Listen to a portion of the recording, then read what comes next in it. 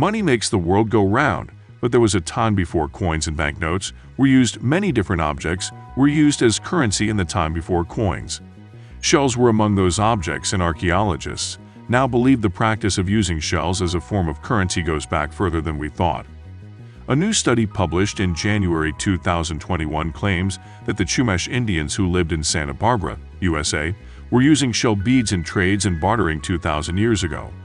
That's a whole 1,000 years earlier than previously imagined. The study even suggests that they had special bead manufacturing sites in the area. The finding is especially significant because archaeologists have always thought of the early Chumash Indians as little more than nomadic hunter-gatherers, but the use of currency implies a greater degree of sophistication than they've previously been credited with. The research points to the fact that tens of thousands of the clipped beads are often found together in the same burial spots, possibly representing savings or even primitive banks.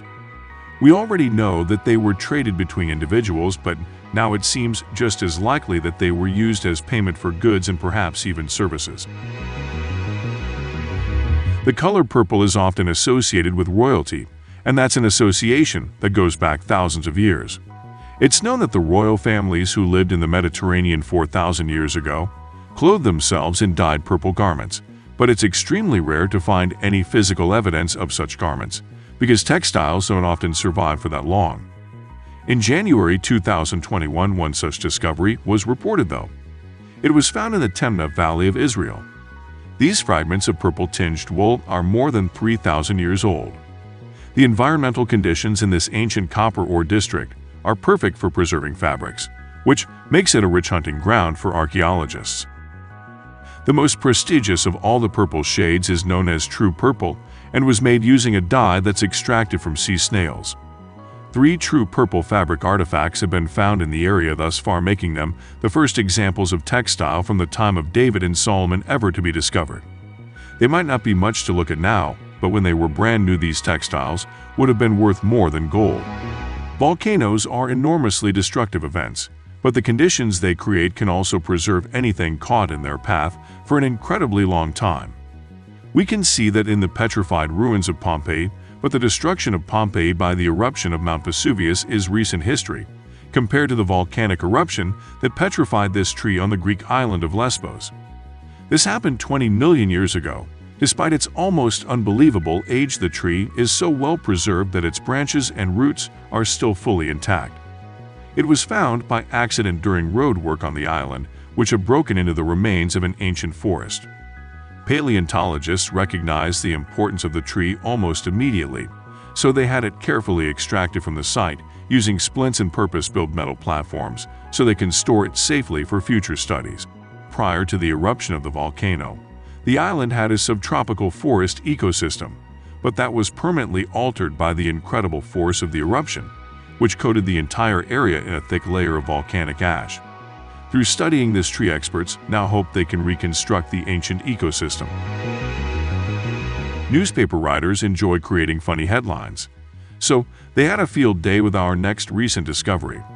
When a farmer found enormous armadillo shells on his land in Buenos Aires, Argentina, in February 2020, some of the first experts to arrive at the scene told the press that these shells were about the same size as a Volkswagen Beetle. That was enough for the media to nickname them armadillos. We have to admit that's a good pun.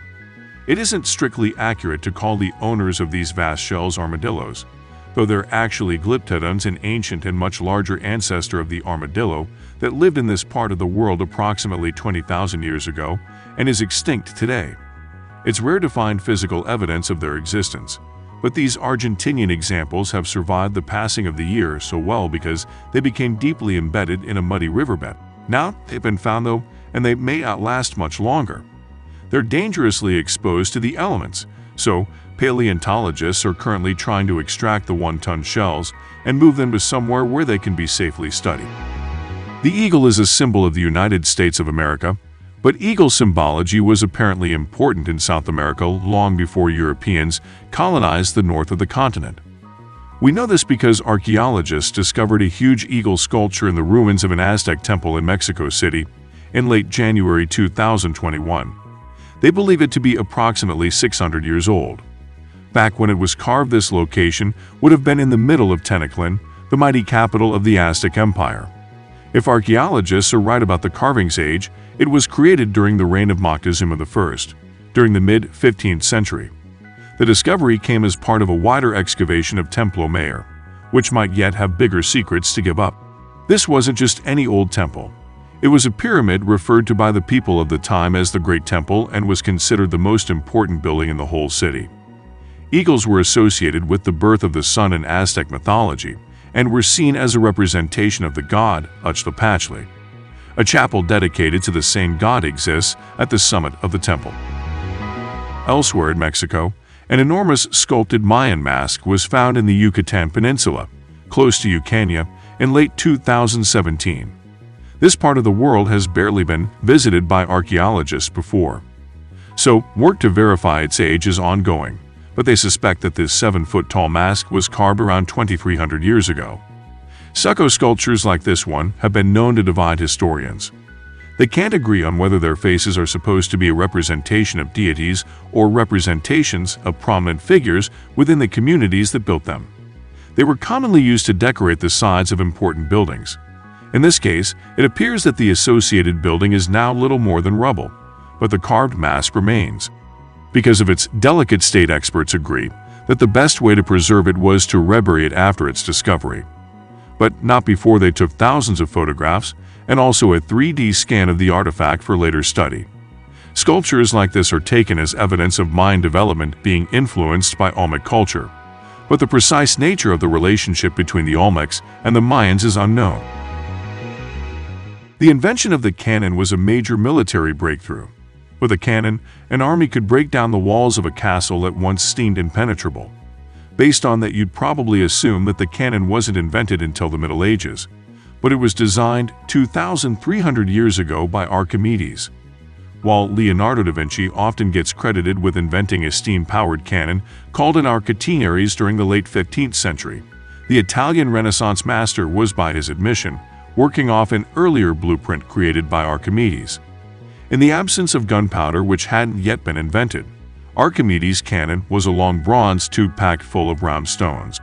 Heat would be applied to a water container at one end of the cannon, which produced steam, and then the steam would propel the stones out of the tube. The Archimedes cannon was used when his hometown of Syracuse was attacked by the Romans in the year 241 BCE, but then appeared to be forgotten by history until Da Vinci picked up where Archimedes left off more than 1,500 years later. If you were asked to design a church or a temple, your first thought probably wouldn't be to carve one directly into the ground and make it out of a single block of rock. The amount of labor required to perform such a task would be prohibitive in the extreme. Nevertheless, someone did precisely that in Lalibela, in Ethiopia, a very long time ago. You won't find any other churches anywhere else in the world that look like these rock-hewn works of beauty. The most famous and impressive of them is the Church of St. George, which archaeologists believe was carved from the inside out and finished with a distinctive cross shape at the top.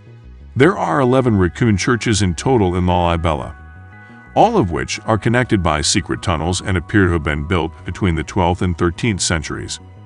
Quite how people living hundreds of years ago managed to create structures like this working in almost total darkness is unknown.